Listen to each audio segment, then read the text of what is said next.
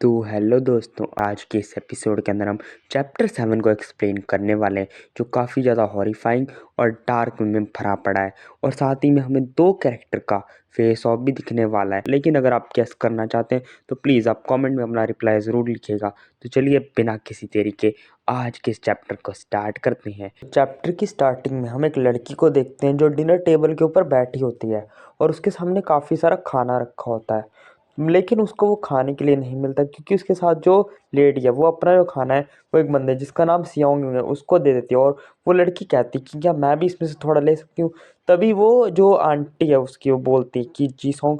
और फिर हमें पता चलता है कि कोई नहीं, अपनी मिस कोई है। और ये बोलते हुए वो उसके मुंह पे एक चांटा दे मारती है और कहती है क्या तुम भूल चुके कि तुम्हारे टेबल मैनर कहाँ गए। और वो ये कहता है कि अब इसको शायद अपने टेबल मैनर जो है याद आ गए होंगे और इसको ये भी याद आ गया होगा कि इसको बिहेव कैसे करना है। तब वो कहता है कि अब तुम्हें समझ में आया कि हमें कैसा बिहेव करना चाहिए। और फिर हमें उस लड़की का चेहरा दिखाया था जो हमें चैप्टर 1 के अंदर पहला पैनल देखा था, जो कि फ्लैशबैक के अंदर था। हमें वही पैनल दिखाया था कि मिस को के साथ कितना इंजस्टिस हो रहा है। और फिर हम एक नेक्स्ट सीन और देखते हैं जहाँ पर वो कहती है कि प्लीज़ आंट मुझे वॉशरूम को यूज़ करने दो। और वो कहता है अगर तुम्हें वॉशरूम यूज़ करना है तो तुम्हें पहले अपने आप को साबित करना होगा कि तुम इसी फैमिली से। और वो कहती है कि मैं जब वॉशरूम यूज़ करूँगी मैं उसको क्लीन कर दूँगी। लेकिन वो उसकी बात नहीं मानती और कहती है कि तुम जब तक ये चीज़ साबित नहीं कर सकती तब तक तुम्हें अपनी जो वॉशरूम है इसको होल्ड कर कर ही रखना होगा। और उसे ये बहुत गुस्से से कह रही होती है, लेकिन जो अपनी मिस को है वो ज़्यादा कुछ नहीं कर पाती और वो अपने कमरे में जाकर बैठ जाती है। फिर हम उसी फ्लैशबैक से वापस आते हैं और हमने जो लास्ट चैप्टर के अंदर देखा था कि मिस को कहती है कि अच्छा तुम्हें जो करना है अब करो, लेकिन अब मैं भी हार नहीं मानूंगी, मैं ये साबित कर दूंगी कि मैंने कुछ भी गलत नहीं किया।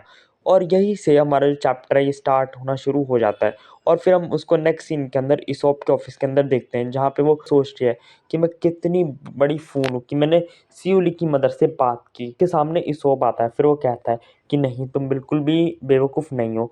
और वो कहती है मैंने पूरी कोशिश की कि वो अपनी जो कंप्लेंट वापस ले ले, लेकिन जो सियुली की मदर है मुझे नहीं लगता कि वो अब जो ये कंप्लेंट है वो वापस लेंगी। तब जो अपना इसोप है वो उसके पास आता है और कहता है कि तुम मुझे सब कुछ बताओ कि तुम्हारे साथ क्या हुआ। तब फिर हम उनको एक रेस्टोरेंट के अंदर देखते हैं और वो इसोप को अपनी सारी बातें बताती है। तब इसोप कहता है कि तुमने बहुत अच्छा किया और तुमने ही काफ़ी अच्छा किया कि तुमने उसको जवाब दिया। और वो कहता है कि पर वो इतना काफ़ी नहीं है, तुम्हें उसको कॉर्नर करना होगा, तुम्हें उसे जवाब देना होगा। और जब तुम ऐसा करोगी तब तुम उसे पूरी तरह से क्रश कर डालोगी। और वो कहता है कि अगर तुमने ऐसा किया उसके बाद तुम्हें कोई भी अंडर एस्टिमेट नहीं करेगा और ना ही तुम्हें नीचा दिखाएगा। और जो अपनी मिस को है ये सारी बातें सुन के कह रही कि ये तो मेरा ही फॉल्ट है शायद।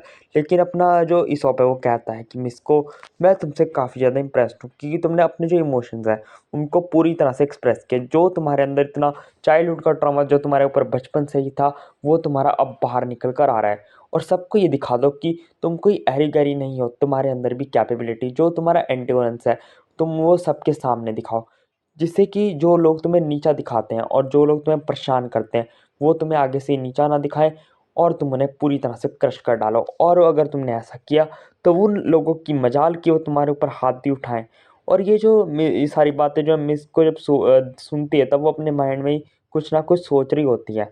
फिर हम उसके घर पे ही आते हैं और फिर वो अपनी जो सारी बातें हैं जो उसने इसोप के साथ करी थी वो अपनी फ्रेंड जियोंग बे को बताती है। और वो कहती है कि अच्छा लॉयर ने तुमसे ऐसा कहा, ये तो काफ़ी ज़्यादा फनी बात है कि वो कुछ ज़रूर से ज़्यादा ही तुम्हारे पीछे पड़ा है। और वो कहती है कि यार तुम खुद को तो देखो, तुम इतनी भी इनोसेंट नहीं हो जितना वो तुम्हें बता रहा है। और वो ये बात सुनते ही मिस गो का चेहरा थोड़ा डरावने तरीके से हो जाता है। और वो ये बात कहती है कि तुम्हारी पता है दिक्कत क्या है मिस को, कि तुम लोगों को ज़्यादा ही लाइटली ले लेते हो और इसी चक्कर में जो लोग हैं वो तुम्हें घंटी की तरह इधर-उधर बजाते रहते हैं। और वो ये बोलती है कि जो तुम्हारी शक्ल है उसको देख के तो ऐसे लगता है कि तुम बहुत ज़्यादा फ्रस्ट्रेशन हो। और वो ये बात एडमिट भी कर लेती है कि हाँ, एटलीस्ट वो कहती है कि इसी वजह से तुम्हारे साथ कोई भी दोस्त नहीं है हाई स्कूल तक। और वो कहती है चलो कोई बात नहीं, मैं तो तुम्हारे साथ हूँ ना। और वो ये बात बोलते-बोलते कहती है जी जी जाओ मेरी बात सुनो। मुझे लगता है कि मुझे इस लॉयर से कुछ ज़्यादा ही बुरी फीलिंग आ रही है। और वो जब ये बात बोलती है तो मिस को थोड़ा डर सी जाती है और वो कहती है कि जो ये लॉयर है वो तुम्हें पपेट की तरह यूज़ कर रहा है, मुझे ऐसे लग रहा है। और वही बात सुनते हैं और कहती पपेट की तरह तुम्हारा मतलब क्या है? और वही कहती है कि मुझे लगता है तुम ज़रूरत से ज़्यादा ही उसकी बात मान रही हो, कहीं तुम उसके प्यार में तो नहीं पड़ गई? और जब ये जियोंग बोलते हैं तब वो कहती है नहीं, नहीं ऐसा कुछ नहीं है और बहुत ही अच्छा इंसान है और वो कहती है चलो कोई बात नहीं, हम अगले टॉपिक पे बात करते हैं। तो वो कहती है मैं आज ब्लाइंड डेट पर गई थी पर जो लड़का था वो मेरे टाइप का नहीं है भाई। इन लड़कियों को भाई प्रॉब्लम क्या है? इनको कोई भी लड़का अपने टाइप का क्यों नहीं मिलता? चलो मैं अपना दुःख दर्द बंद करूँ और वही कहते हैं कि वो लड़का मेरे टाइप का तो नहीं था, वो बहुत ज़्यादा लंबा और पैसे वाला था। वो तो मुझसे भी काफ़ी ज़्यादा हैंडसम दिखता था। और वो जब ये बात सुनती है तब मिस को थोड़ा घबरा जाती है और जो अपनी जियोंग का हेडफ़ोन के साथ कनेक्शन है वो भी टूट जाता है। और जब उसको दोबारा लगाती है और वो बोलती है हेलो, हेलो क्या तुम्हें मेरी वॉइस सुनाई दे रही है? लगता है मैंने कोई ज़रूरत से ज़्यादा ही बटन को ज़्यादा पुश कर दिया। और जो मिस को है वो कहती है कि मुझे बताओ कि वो कौन है और वो कहाँ से है? और जो वो ये बात बोलती है और वो कहती है कि सॉरी, सॉरी मैंने तुम्हें कुछ ज़्यादा ही सेंसिटिव में पूछ लिया, तो कोई बात नहीं मैं चलती हूँ, मैं तुमसे कल मिलूँगी। और जब वो ये बात सुनती है तब उसकी फ्रेंड बोलती है कि आखिर इसको प्रॉब्लम क्या है? इसको अचानक क्या हो गया? और ये इतना वरी क्यों थी? तब हम आते हैं पुलिस स्टेशन के अंदर। पुलिस स्टेशन पे एक बंदा आता है और वो कहता है गुड मॉर्निंग, तो वो उससे सामने से जवाब आता है गुड मॉर्निंग चीफ। और जब वो उसको देखता है तब वो काफ़ी डर जाता है क्योंकि वो और किसी को नहीं देख रहा, वो देख रहा है अपने मिस्टर इंटेंसिटी को। और मिस्टर इंटेंसिटी इस टाइम पे फर्श पे लेटे हुए हैं, ये फर्श पे लेटे हुए क्या कर रहे हैं? और फिर उनका चीफ पूछता है कि तुम यार आप फर्श में लेटे हुए क्या कर रहे हो? और वो कहता है कि मैं यहाँ से कुछ ढूंढ रहा था। और वो कहता है कि तुम क्या ढूंढ रहे थे? और वो कहता है प्लीज़ चीफ मेरी बात सुनो, ये बहुत ही इंपॉर्टेंट केस है, मैं इसोप के बारे में पता कर रहा था। और वो कहता है कि आखिर इसोप कौन है? तो वो बताता है कि ये और कोई नहीं, ये जो हान टेंग जोंग का मर्डर हुआ था ये उसी का एक सस्पिशियस गवाह है। और वो कहता है कि मैंने उसके बारे में काफ़ी ज़्यादा इन्फॉर्मेशन कलेक्ट की और मुझे पता लगा जो उसकी पास में सिस्टर थी उसने सुसाइड कमिट किया है। और वो कहता है कि मुझे उसके खिलाफ और भी काफ़ी सारे सबूत मिले हैं कि उसकी जो होम टीचर थी उसने भी खुद को मारा है। और ऐसे करते करते वो 2-3 जो एविडेंस है जो उसे मिले थे वो उनकी फ़ोटो दिखाने लगता है। लेकिन जो उसका चीफ़ है वो कहता है यार इसकी तो किस्मत बड़ी ख़राब है, इसके साथ तो कोई भी नहीं टिक पा रहा भाई, बेचारे की क्या किस्मत ख़राब है। और जब वो उसके चीफ़ ये बात बोलते हैं तब जो अपना मिस्टर इंटेंसिटी है उसका मुँह कुछ अजीब-सा हो जाता है। जैसे कि मानो उसको तो जो चीफ़ है उसको तो उसकी बात पे यकीन ही नहीं हो रहा। तब उसका चीफ़ बोलता है कि योंगजॉन मेरी बात सुनो। तब हमें पता चलता है कि उसका नाम है योंगजिन। मिस्टर इंटेंसिटी अब हम उसको नहीं करेंगे, अब हम उसको कहेंगे योंगजिन जो उसका ओरिजिनल नेम है। और वो उसको कहता है कि देखो योंगजिन, तुम अपनी जो ये फालतू की एक्सपेक्टेशन है ना ईसोप से वो लगानी बंद करो। और जो तुम उसके खिलाफ जो फालतू की ये दे रहे हो ना गवाहियाँ कि वो इतना लाइक बहुत ज़्यादा मर्डरर है, तुम्हें ये काम बंद करने होंगे वरना तुम्हारी नौकरी को ताला लग जाएगा। और जब ये चीफ से वो बात सुनता है तब वो बहुत गुस्से में आ जाता है और गुस्से में आके डस्टबिन को लात मारता है। तभी इसका दोस्त आके कहता है ओए थोड़ा ध्यान से, ओए चीफ वापस आ रहा है। और जब उसको पता चलता है कि चीफ यहीं पर वापस आ रहा है तब वो उस डस्टबिन को क्लीन करता है।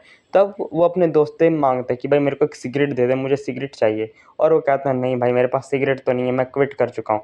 तभी वो अपनी जेब से लॉलीपॉप निकालता है और चूसने लगता है। अब ठीक है, लॉलीपॉप खाई नहीं जाती, चूसी जाती है। भाई एडिटर अब मुझे मत कुछ कहना, ठीक है। वो लॉलीपॉप खाते खाते मिस को देखता है और वो कहता है ओह ये तो वही आइसक्रीम वाली लड़की है।